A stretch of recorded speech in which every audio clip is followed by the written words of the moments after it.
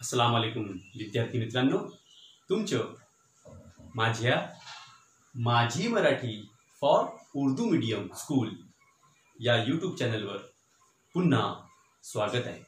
बच्चों, आज हम इयत्ता नववी का पाठ तिसरा पाळण्यातले पाय भाग 2 या पाठाचे लेखक आहेत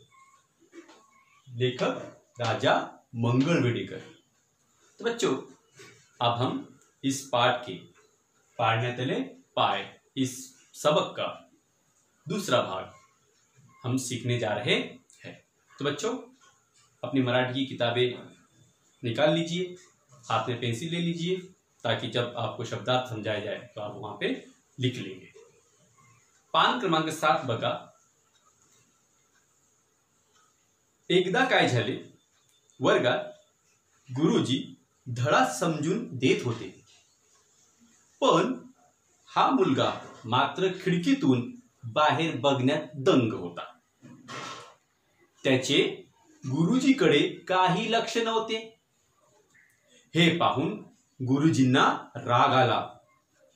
त्यांनी रागानेच विचारले, बाहेर काय बघतोस? तो बच्चों, पहले हम शब्दार्थ देख लेते हैं। धड़ा, धड़ा मतलब सबक। दंग होने मतलब कि मशरूफ हो जाना, व्यस्त हो जाना। लक्ष्य नसने मतलब ध्यान न रहना।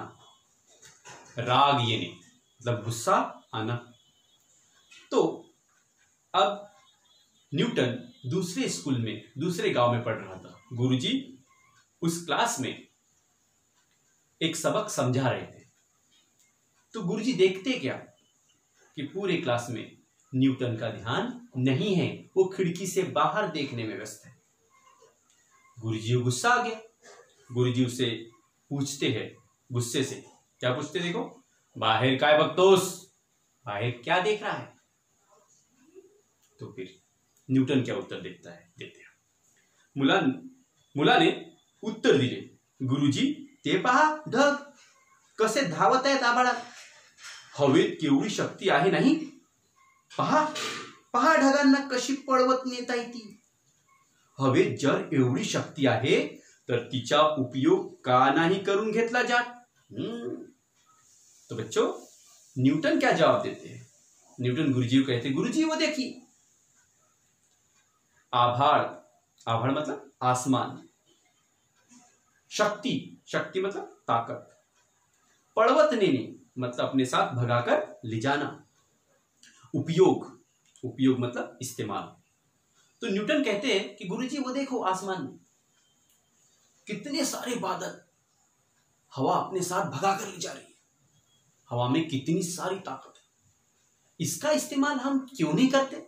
ऐसा सवाल वो अपने गुरुजी को खुद ही करने लगे। गुरुजी क्या उत्तर देते देखते। तो तीसरा उतारा, सांग हवेला हात वर करून, म्हणजे तुलाच ती उडवून नेईल। गुरुजी म्हणाले। सारा वर्ग खो खो हसू लागला, पण त्या मुलाने आपला छंद काही सोडला नाही। त्याचे विचार चक्र फिरतच राहिले। शब्दार्थ देख लेते हैं। खो खो हंसने, खो खो हंसने मतलब जोर जोर से हंसना। छंद, छंद मतलब होता है शौक। विचार चक्र फिरत रहने मतलब हमेशा सोचते ही रहना। तो गुरुजी को जवाब देते हुए उसने कहा कि गुरुजी, हवा का इस्तेमाल हम क्यों नहीं करते थे? हवा की ताकत का इस्तेमाल हम क्यों नहीं करते? तो गुरुजी क्या बोलते, देखिए, सांग हवेला हाथ वर करूं, कि हवा को हाथ ऊपर करके बता, वो तुझे उड़ा कर ले जाएगी। गुरुजी मना गए। सारा वर्ग, सारी क्लास जोर जोर से न्यूटन पर हंसने लगी। इतना सब होने के बाद भी उस बच्चे ने अपना शौक, अपना छंद नहीं छोड़ा, और फिर भी उसके दिमाग में साइंटिफिक यानी सोच घूमती ही रही, चलती ही रही। नेक्स्ट, त्याच वेळी गावाबाहेरच्या डोंगराजवळ एक प्रचंड पवनचक्की बसण्यात येणार आहे असे त्याला कळले। ही बातमी कळताच हा मुलगा ताबडतोब तिकडे गेला. पाहतो तो खरेच काही मजूर पवनचक्कीचे मोठमोठे पंख तिथे बसवत आहे. त्याला फार आनंद झाला. त्याचे औत्सुक्य वाढले. त्याने त्या मजुरांना कितीतरी प्रश्न विचारले. हे काय नि ते काय, असं का नि तसं का. तो बच्चों पहले शब्दार्थ देख लेते हैं. डोंगरा जवाब, डोंगर मतलब होता है पर्वत या पहाड़. प्रचंड, प्रचंड मतलब बहुत बड़ी. पवन चक्की जिसे हम विंड मिल कहते हैं, जो हवा पे इसके पत्ते घूमते हैं. बातमी मतलब होती है खबर. मजूर मतलब मजदूर. औत्सुक्य मतलब जिज्ञासा, कुछ जानने की इच्छा. तो इतने में ही क्या होता है कि उसको गांव के बाहर पहाड़ पर पवन चक्की बिठाई जा रही है, ऐसी उसे खबर मिलती है. तो वो दौड़कर उस जगह पहुंचता है. तो देखता है क्या, मजदूर उस पवन चक्की के बड़े बड़े पंख बिठा रहे. उसे जानने की, उस बड़ी सी पवन चक्की के बारे में जानने की इच्छा निर्माण हुई. उसने सारे मजदूरों को परेशान करके छोड़ दिया अपने सवालों से. हे काय, नीते काय, असं का नि तसं का, ये क्या है, वो क्या है, ये ऐसा क्यों है, ये वैसा क्यों है. Next paragraph. तिथेच त्याच्या एका मित्राचे वडील होते. या मुलाची उत्सुकता पाहून त्यांना कौतुक वाटले. त्यांनी या मुलाला पवन चक्की संबंधीची सर्व माहिती समजून दिली.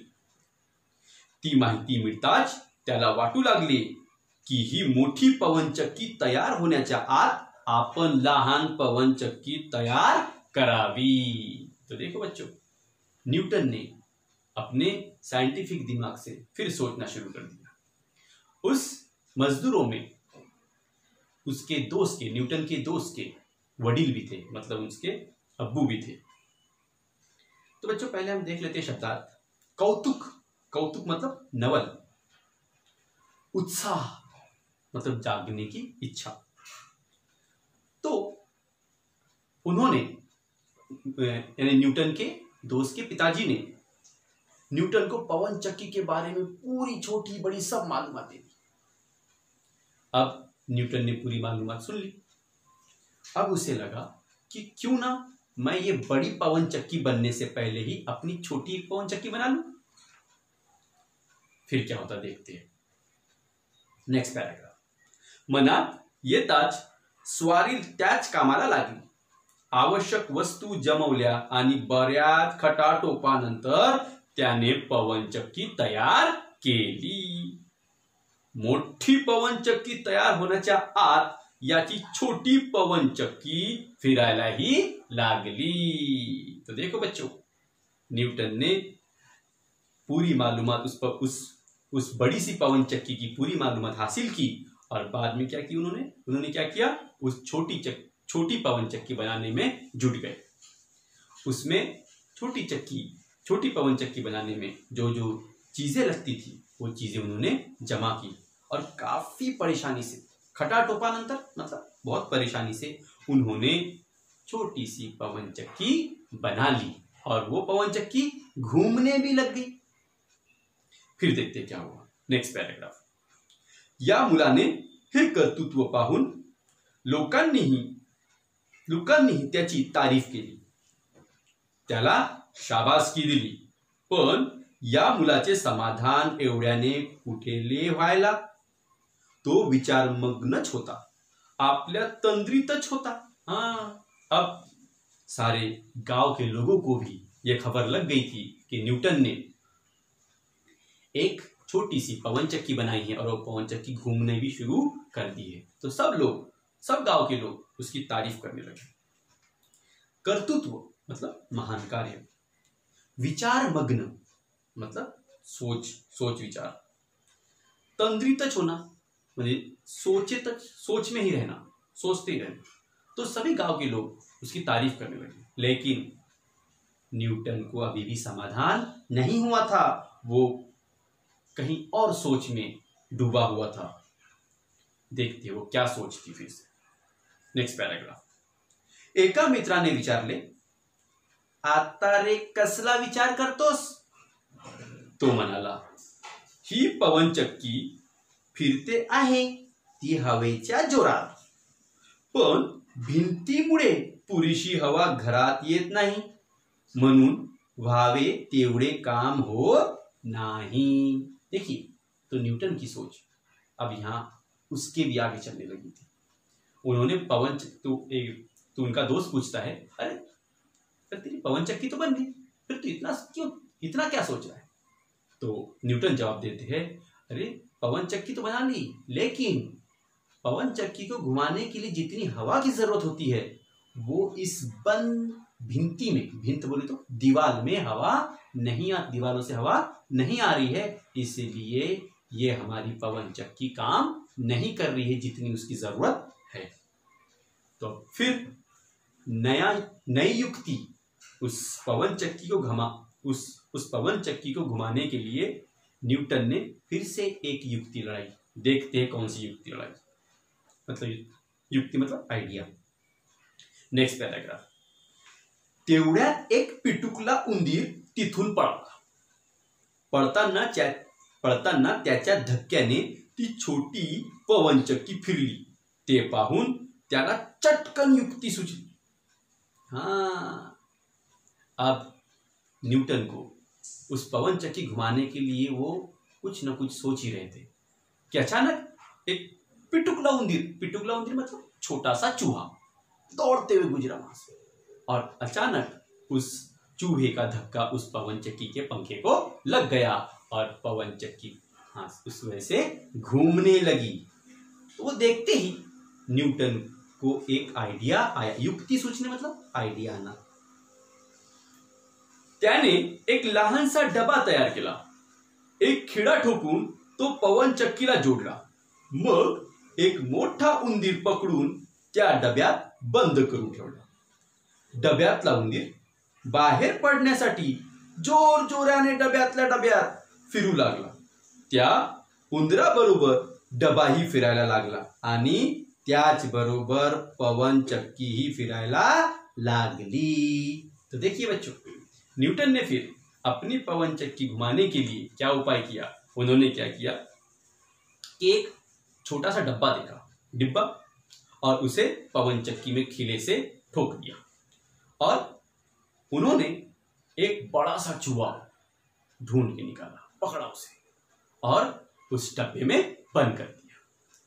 अब वो चूहा भागने के लिए जैसा आगे बढ़ता तो वो डिब्बा घूमता और डिब्बा घूमने से वो पवन चक्की भी घूमने लगी। मतलब कि उन्होंने पवन चक्की को हवा के माध्यम से नहीं घुमाया था, उन्होंने उस चूहे के माध्यम से डब्बे में डालकर उसे घुमाया था। तो अब पवन चक्की को हवा की जरूरत नहीं थी, वो एक बंद कमरे में भी, भिंती के कमरे में भी वो पवन चक्की काम कर सकती थी।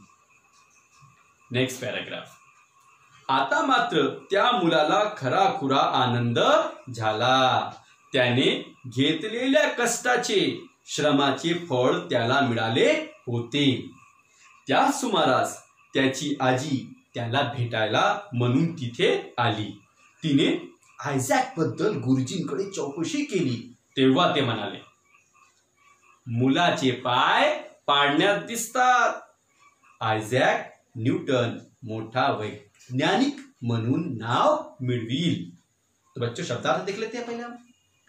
कष्टाचे, श्रमाचे, कष्ट मतलब मेहनत, श्रम मतलब मेहनत, फल मतलब फल, मेहनत का फल। चौकशी करने मतलब पूछताछ करना। जैसे आता चौकशी करने मतलब पूछताछ करना, इस मुहावरे का उपयोग वाक्य में हम अपने मराठी के वाक्य में करेंगे। पोलीस रमेशची चौकशी करत होती। हो गया, रमेश की पूछताछ कर रही थी। तो उतने में ही अब न्यूटन ने अपनी छोटी सी पवन चक्की बना ली और चारों तरफ उनकी तारीफ होने लगी, और वो भी सच में वो खुश थे, आनंदित थे कि उन्होंने एक पवन चक्की बना ली, वो भी वर्किंग विंडमिल जो काम कर रही थी। वो बहुत खुश थे। क्यों? क्योंकि उन्हें उनकी मेहनत का फल मिल चुका था। उसी समय उन्हें मिलने उनकी बूढ़ी दादी आई, और बूढ़ी दादी उनके गुरुजी के पास गई, न्यूटन के गुरुजी के पास गई और उनसे चौकसी करने लगी, मतलब पूछताछ करने लगी न्यूटन के बारे में। तो गुरुजी ने उसके बूढ़ी दादी को जवाब दिया, मुलाचे पाय पाळण्यात दिसतात, कि बच्चे का भविष्य उसके बचपन में ही दिखाई देता है। और क्या बोलने लगे वो, आयजॅक न्यूटन मोठा वैज्ञानिक म्हणून नाव मिळविल। और उन्होंने उस न्यूटन के महतारी आजी को कहा कि ये बच्चा बड़ा होके जरूर एक वैज्ञानिक यानी वैज्ञानिक साइंटिस्ट बनेगा और बहुत नाम कमाएगा। चलो बच्चों देखते हैं लास्ट पैराग्राफ। गुरुजींची ही भविष्यवाणी पुढे खरी ठरली। हाच मुलगा पुढे महान संशोधक म्हणून अमर झाला। यानेच झाडावरून खाली पडणारे फळ पाहून पृथ्वीच्या गुरुत्वाकर्षण शक्तीचा शोध लावला। आधुनिक विज्ञानाला न्यूटनने ही मोठी देणगी दिली। तो बच्चों सबसे पहले हम शब्दार्थ देख लेते हैं। भविष्यवाणी को उर्दू में कहते हैं पेशन गोई। संशोधक जिसे हम उर्दू में कहेंगे साइंसदान। गुरुत्वाकर्षण शक्ति जिसे हम कहते हैं कुव्वते कशिश, जमीन की कुव्वते कशिश, कि जिसकी वजह से, जिस ताकत की वजह जमीन अपनी ओर चीजें खींचती है। आधुनिक विज्ञान मतलब जदीद साइंस। तो बच्चों गुरुजी ने जो न्यूटन के बारे में वाक्य कहा था कि मुलाचे पाय पाळण्यात दिसतात, मतलब कि वो बच्चा जरूर अपने भविष्य में नाम कमाएगा और एक साइंटिस्ट बनेगा, तो आखिरकार गुरुजी की पेशन गोई भविष्यवाणी सही हुई। सारी दुनिया में ये एक महान संशोधक मतलब साइंसदान बनके अमर हो गए। इन्होंने ये एक बार झाड़ के नीचे आराम कर रहे थे। न्यूटन झाड़ के नीचे आराम कर रहे थे। कहा जाता है कि वह सेब का झाड़ था। तो अचानक वो सेब की ओर देखकर, आसमान की ओर देखकर, झाड़ की ओर देखकर वो आराम कर रहे थे कि अचानक उनके सामने से उस सेब के झाड़ पे से एक सेब टूटकर जमीन पे गिर गया। तो उस घटना को उन्होंने इतने ध्यान से देखा कि उन्होंने जमीन की गुरुत्वाकर्षण शक्ति कुव्वते कशिश का शोध लगा लिया, डिस्कवरी कर ली।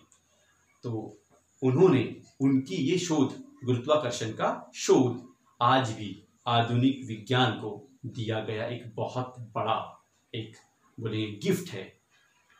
इस वजह से न्यूटन सारी दुनिया में प्रसिद्ध है और अमर हो गए।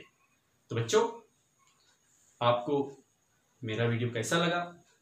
अगर आपको ये समझ में आ गया हो पार्ट, तो मेरे इस वीडियो को लाइक करें और मेरे चैनल को सब्सक्राइब करें। Thank you.